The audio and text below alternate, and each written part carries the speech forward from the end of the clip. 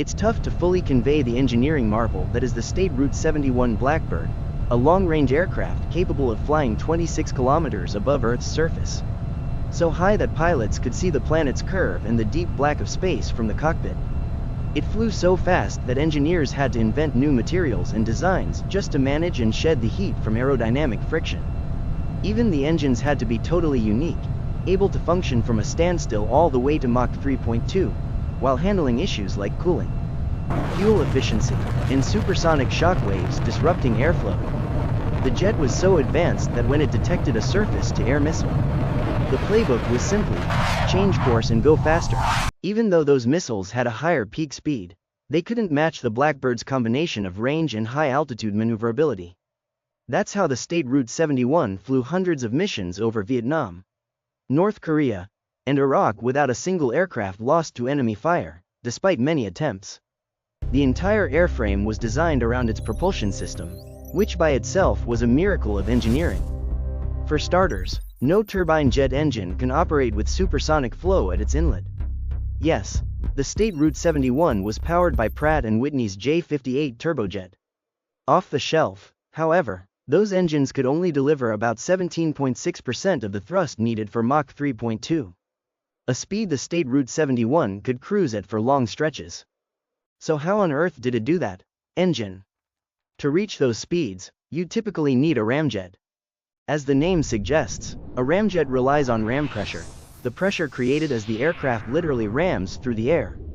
The engine funnels this high-pressure air inside, but before it hits the combustor, the supersonic airflow must be slowed to subsonic, essentially acting like the compressor stage of a conventional turbojet, raising pressure before combustion. Once in the combustion chamber, the air mixes with fuel and ignites, expanding and accelerating out the nozzle. With no moving parts, ramjets can fly far faster than typical turbine engines, but they can't start from zero. They require forward motion to achieve the proper compression in the combustor. So they're either air-dropped, paired with a secondary propulsion system, or built as a hybrid between a standard jet and a ramjet, which is exactly what the SR-71 used. The SR-71's J58 turbojet sits inside the nacelle here. And around it is a complex airflow management system that lets the propulsion transition in flight from primarily turbojet behavior to primarily ramjet behavior. First, the inlet spike. It can move forward and aft by about 0.66 meters. Adjusting the inlet and throat areas to control airflow into the engine, it also keeps the normal shock wave positioned ideally between the inlet throat and the compressor, the most efficient spot, minimizing energy lost to drag as air crosses the shock. The spike stays fully forward until about Mach 1.6. Beyond that, it retracts roughly 41 mm for each 0.1 increase in Mach, keeping the shock where it belongs.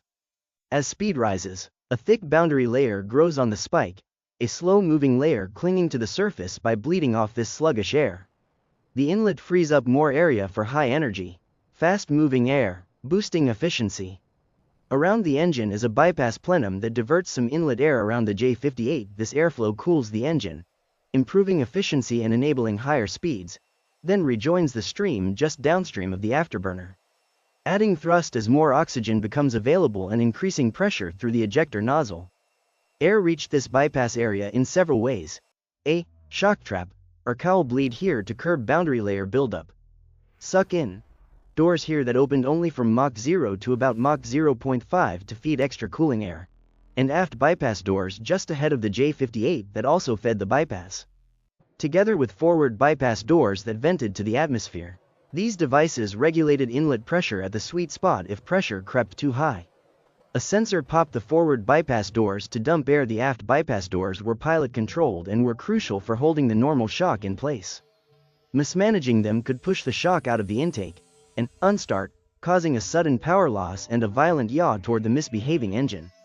If that happened, the forward bypass doors snapped fully open and the spike moved forward to cut back pressure and recapture the shock.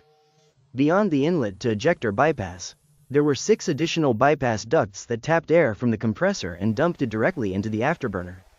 Those ducts were the main mechanism that shifted the engine's behavior from turbojet to ramjet. Like afterburners are fantastic for extra thrust without major mechanical complexity. They simply inject fuel into the exhaust and ignite any leftover oxygen. adding expansion and thus thrust. They're notoriously inefficient, though, but as speed climbs, they're the only practical way to make big thrust gains, and they get relatively more efficient thanks to forward motion providing compression instead of a turbine doing all the work. Here's the wild part. Engineers could have squeezed even more thrust to push the top speed higher. Ramjets can reach around Mach 5. So why stop at Mach 3.2?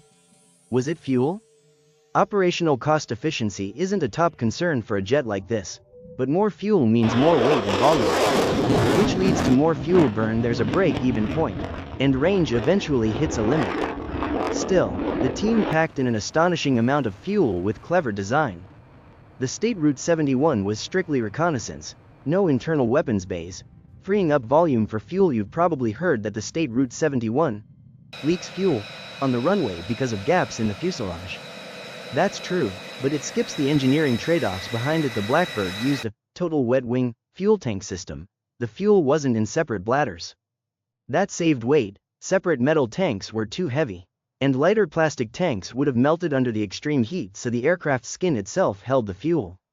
Sealant was applied anywhere fuel could escape, but the titanium skin expanded and contracted each flight, degrading the seals over time and allowing leaks. The jet went in for regular maintenance to reseal, but it typically returned still leaking, just less. Eliminating leaks entirely took too many man-hours between sorties. So they established an allowable leak limit, charted like this. Like a rocket, the plane was mostly fuel depending on sensor payload. Dry weight was about 25 to 27 metric tons, wet weight 61 to 63 tons, about 59% fuel by weight to feed those thirsty engines.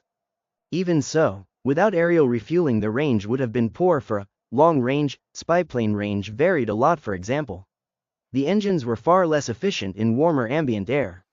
A fully loaded State Route 71 could burn nearly 13 metric tons of fuel, accelerating from Mach 1.25 at 30.000 feet to Mach 3 at 70.000 feet. If the outside air was 10 degrees Celsius above standard, about 36% of total fuel. If the air was 10 degrees Celsius below standard, that burned nearly half to about 7.2 tons. If the outside air was 10 degrees Celsius above standard, about 36% of total fuel. If the air was 10 degrees Celsius below standard, that burned nearly half to about 7.2 tons. Speed and afterburner use also hit range hard. On average, the State Route 71 could manage roughly 5.200 kilometers, about a one-way from New York to London. Not exactly ideal. The US wasn't going to land a top-secret jet in hostile territory. With tankers, though, the Blackbird could stay aloft essentially indefinitely, barring mechanical issues. In practice, range was pilot limited. The longest operational sortie was in 1987, when an State Route 71 launched from Okinawa to observe the Iran-Iraq War. That mission lasted about 11.2 hours and likely required at least 5 aerial refuelings. Overheating. So if fuel and engines didn't cap top speed, what did? Heat at Mach 3.2. The SR-71's nose could reach around 300 degrees Celsius. Engine nacelles about 306 degrees Celsius up front and roughly 649 degrees Celsius at the rear. Thermal limits truly set the ceiling without careful materials and design. The aircraft would simply overheat and fail. Even the fuel had to be special to deal with heat. The State Route 71 burned JP7, a custom fuel with very low volatility and a high flash point. Partly that's because fuel leaked on the ground. You don't want it evaporating easily or making ground crews sick, but mainly because you can't have the fuel vaporizing in the tanks, which would mess with feed and pressurization. JP7 was so stable it doubled as a coolant for the entire airplane.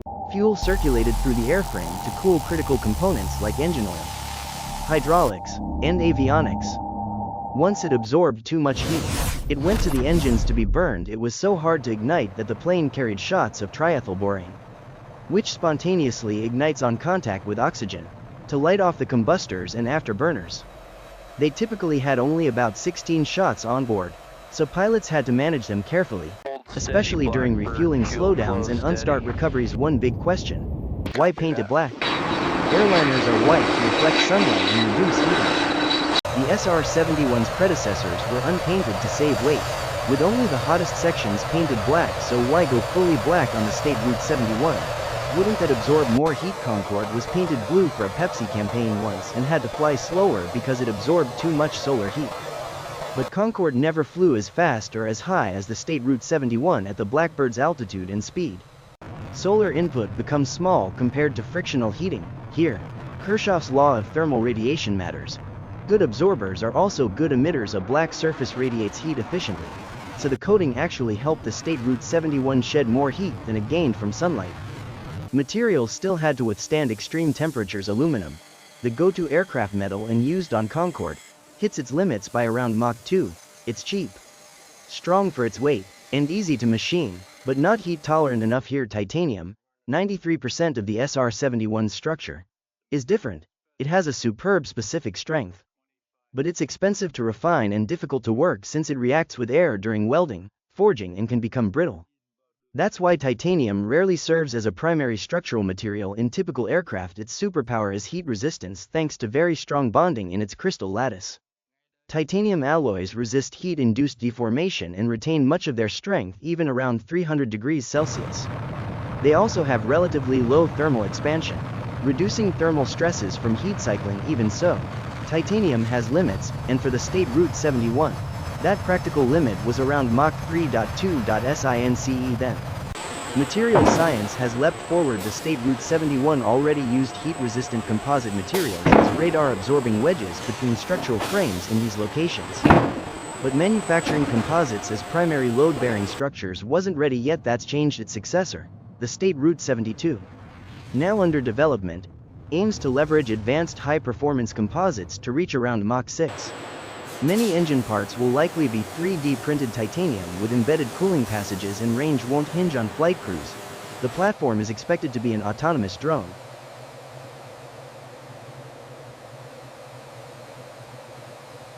As we wrap up this look at the incredible engineering behind the State Route 71 Blackbird, there's still so much more to explore, from its successors to the future of hypersonic flight.